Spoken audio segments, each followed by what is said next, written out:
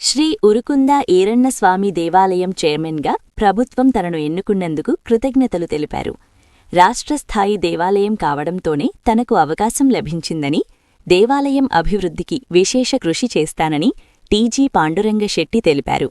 Sir, ఇప్పుడు ప్రభుత్వము మిమ్మల్ని ఉరుకుంద ఈరన్నస్వామి దేవాలయం చైర్మన్గా ప్రకటించడంతో మీరు ఎలా ఫీల్ అయ్యారు సార్? చాలా హ్యాపీగా ఫీల్ అయ్యాను.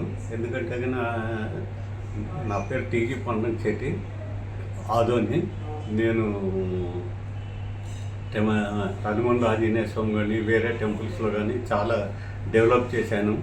ఈ డెవలప్మెంట్ చూసి నన్ను మన ముఖ్యమంత్రి అయినటువంటి శ్రీ నారా చంద్రబాబు నాయుడు గారు కానీ, లోకేష్ గారు కానీ, మన డిస్ట్రిక్ట్ ఇన్ఛార్జ్ కానీ, టీజీ భరత్ గారు కానీ, రాఘవేందర్ రెడ్డి గారు కానీ, దేవాదాయ శాఖ మంత్రి కానీ, వీళ్ళందరూ నన్ను సెలెక్ట్ చేసిన దానికి ఐఆమ్ వెరీ హ్యాపీ. ఎందుకంటే ఇప్పుడు మరి ఈ టెంపుల్ని కూడా అందరి సహకారంతో బాగా డెవలప్ చేయాలని అనుకుంటా ఉన్నాను. అందరి సహాయము, ఊళ్ళో ప్రజలది వాళ్ళది అందరి సహకారంతో బాగా డెవలప్ చేసి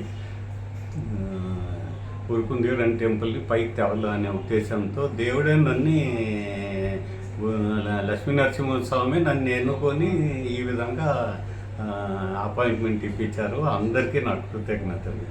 ఇంకొకటి సార్, ఇప్పుడు మంత్రాలయం నియోజకవర్గంలో అంతమంది నాయకులు ఉన్నప్పటికీ మీకే మన ఆదోని నియోజకవర్గానికి సంబంధించిన వ్యక్తిగా మీకు కేటాయించడం పైన మీరేం చెప్తారు సార్?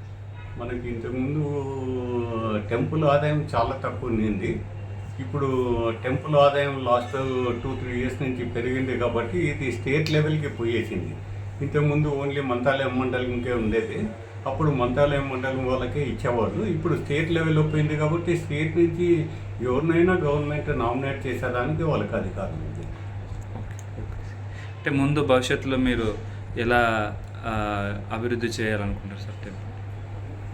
మెయిన్ అక్కడ భక్తులకి ఏమేమి ఫెసిలిటీస్ షార్టేజ్ ఉందో, ఇప్పుడు వాటర్ లేదు, అయిన తర్వాత షార్టేజ్ ఆఫ్ రూమ్స్, అయిన తర్వాత కామన్ పీపుల్స్కి మనం అక్కడ జాస్తి మంది ఎంటికలు తీసుకునే దానికి వస్తారు. వాళ్ళకి ఫెసిలిటీస్ లేవు. లేడీస్కి చీరలు మార్చుకోవాలి, స్నానం చేసినాక చీరలు మార్చుకునే దానికి చాలా అవస్థపడుతున్నారు. ఇవన్నీ అక్కడ చైర్మన్గా ప్రమాణ స్వీకారం చేసి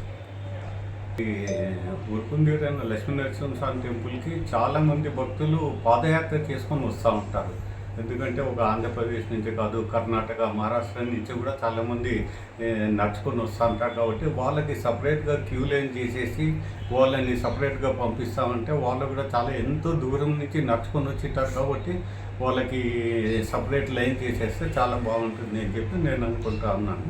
ఇటువంటి ఇంకా ఏమేమి ఉన్నాయి, ఏం కథ, భక్తులకి కావాల్సినవన్నీ చూసుకొని ముందరికి బాగా చేయాలా అనేది నా కృతజ్ఞత. ఒకసారి మీ గుడ్ నేమ్ సార్?